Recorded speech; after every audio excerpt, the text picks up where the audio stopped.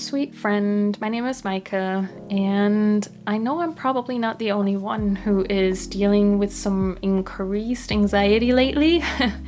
And while journaling in general has been such a grounding hobby for me, I have discovered or noticed that some specific practices or some specific techniques or approaches to journal pages have been really dependable when my anxiety is particularly high, and I want to share these with you.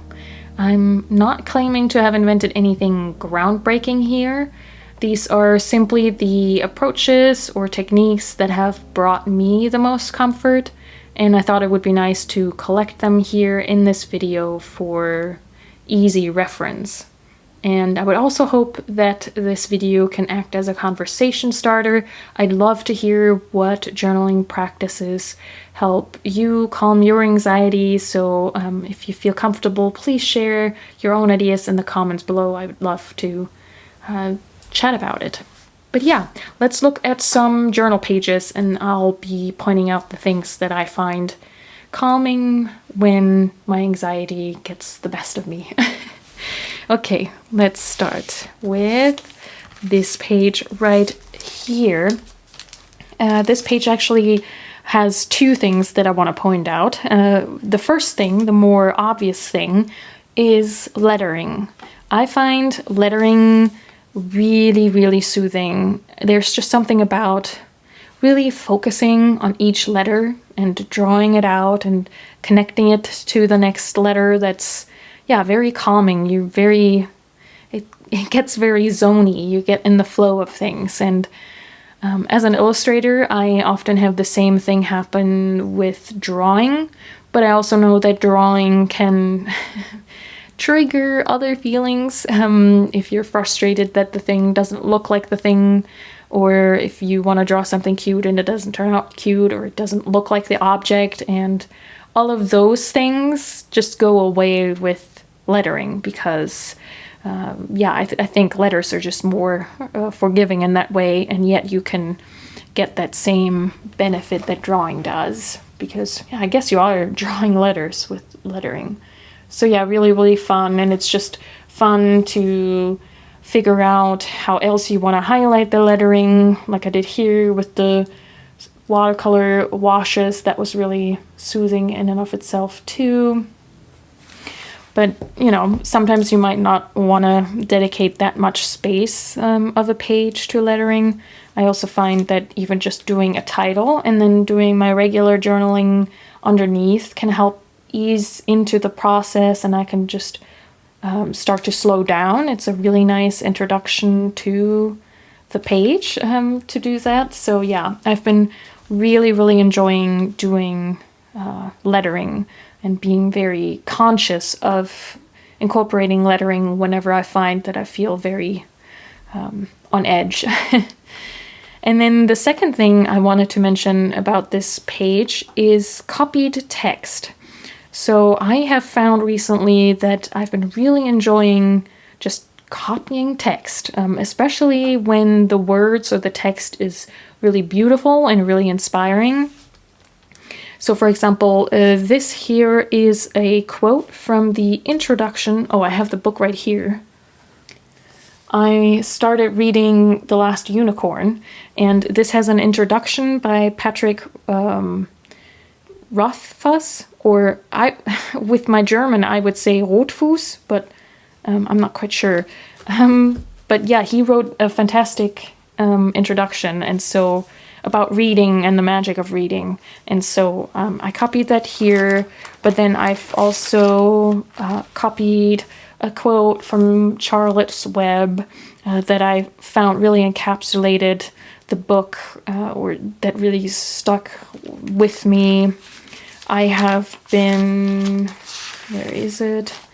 On the monthly pages, I have been picking and copying poems that I feel like speak to the vibe of the month, if you say. And usually I don't really seek out poetry, but with this practice it's been so nice, and I read through several poems before I decide on one. for the month. So yeah, just reading more poetry that way, but then also getting to focus more on the poem by copying it is really nice, and just appreciating the lovely words. So for January, I said that weird. I picked Mary Oliver's Wild Geese, and for February I picked Hope is the Thing with Feathers by Emily Dickinson.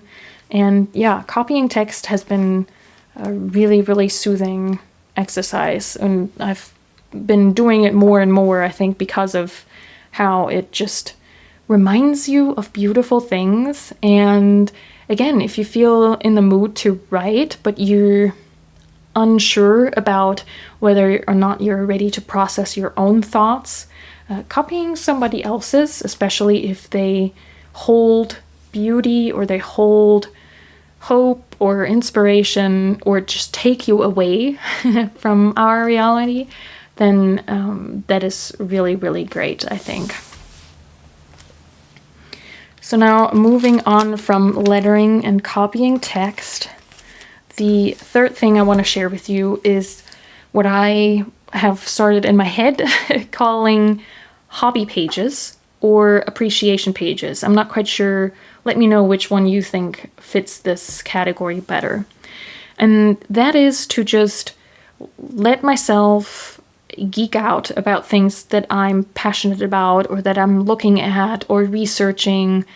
And for one, this is a spread dedicated to a specific Blythe doll. Can you see? I think so. That I have been eyeing with for a long time, a couple months now. She's called Brenda's Extraordinary Day.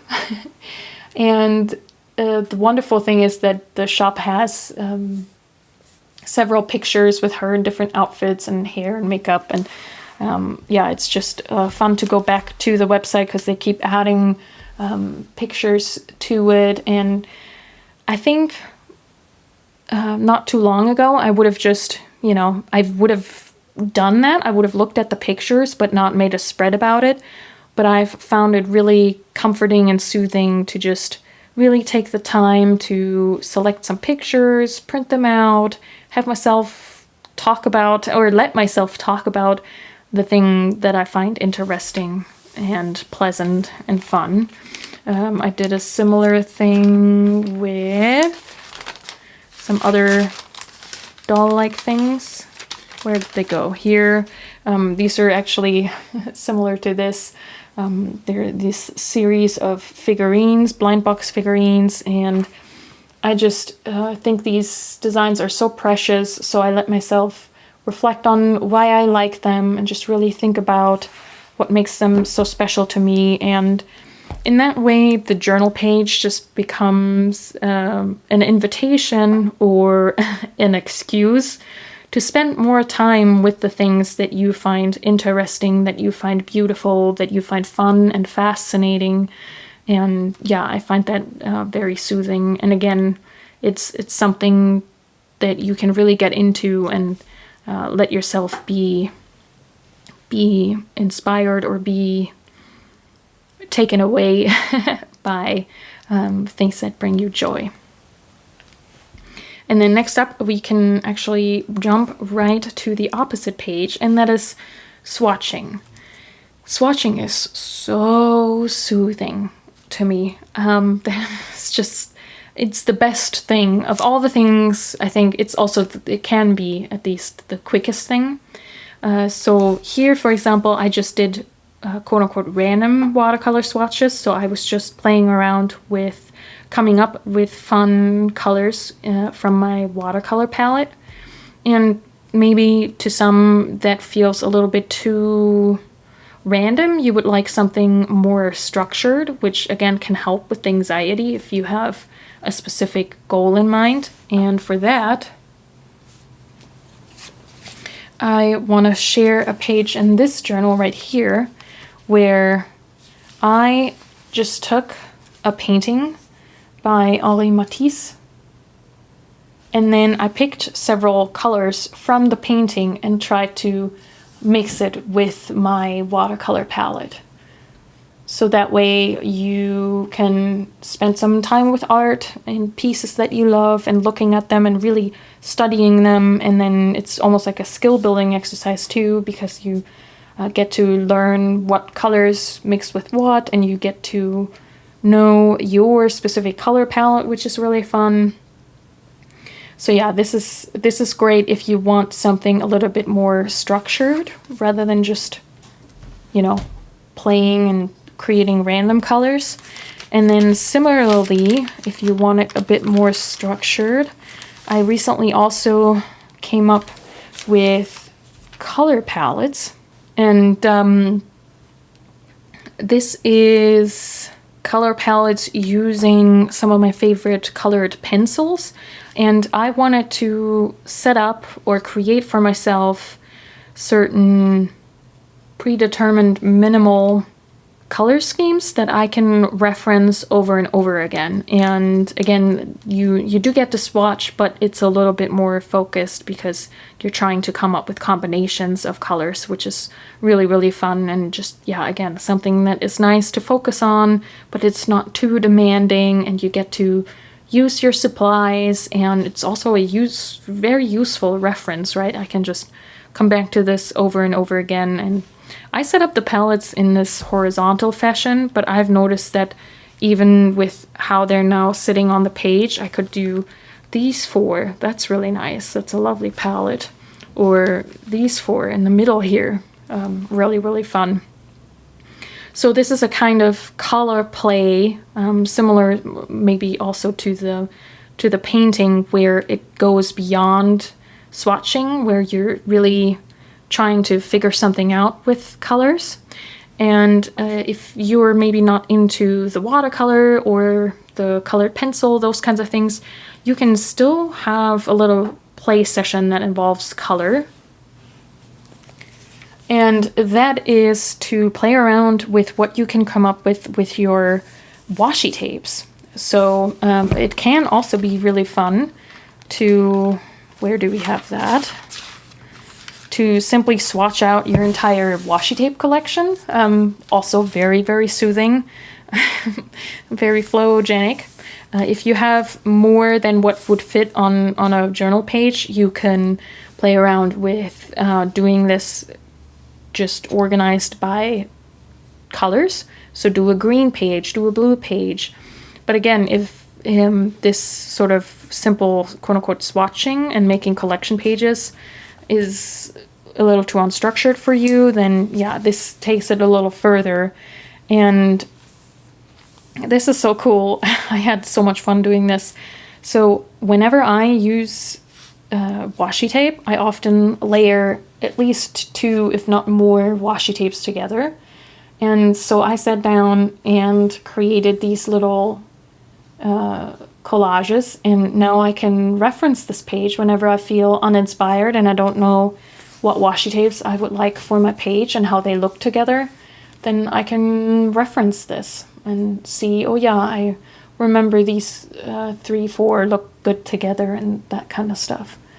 So yeah, really, really fun and very, very useful and very, very soothing to do. And you can do this over and over and over again. I think that's why I like this idea of color play and swatching, as well as the others too, the lettering, the copied text, the hobby pages. It's these things that I can do over and over again, and depending on the day and what else is going on in my life and what I want to have on the page, it can adapt to what I want to journal about and focus on. But yeah, it's just yeah, very helpful. And I've just noticed how I'm going back to these kinds of things over and over again. And then last but not least, I wanted to mention that in general, in terms of journaling during highly stressful, highly anxious times, where maybe, again, journaling about your feelings kind of feels a bit overwhelming, or you want to take a step back and just let things rest a little bit, but you still want to journal about your day, I have found that it's helpful to focus on my senses. So to just journal about, for example, food and what it tasted like, what ingredients went into it, and what it reminded you of, those kinds of things is very, very soothing. And then, of course, if you're into visuals, then it can be really nice to just capture, for example, the view outside of your window, the time of day, those kinds of things, to just really pay attention to an object. Take a really nice object like a figurine or a piece of decoration, a children's toy, you know, something that is just around all the time, and just really try to capture what it looks like and how it feels like, those kinds of things. The clothes you're wearing. Here again, a recipe. There's several recipes in my journal lately. But yeah, I hope that this collection of ideas, that there was something in there that you want to give a try, or that I was able to remind you of something that you already knew about, but you know, with this focus on calming anxiety, that you find a new appreciation for it, or make a point to just introduce it to your journaling practice. And again, I would love to hear what you find helps calm your anxiety within your journaling practice. Specific ideas or page ideas, or techniques, play with like a way of playing with your supplies, those kinds of things. I would love to know. All right, I hope you are doing okay. And thank you so much for sharing this time with me. Until next time, happy journaling.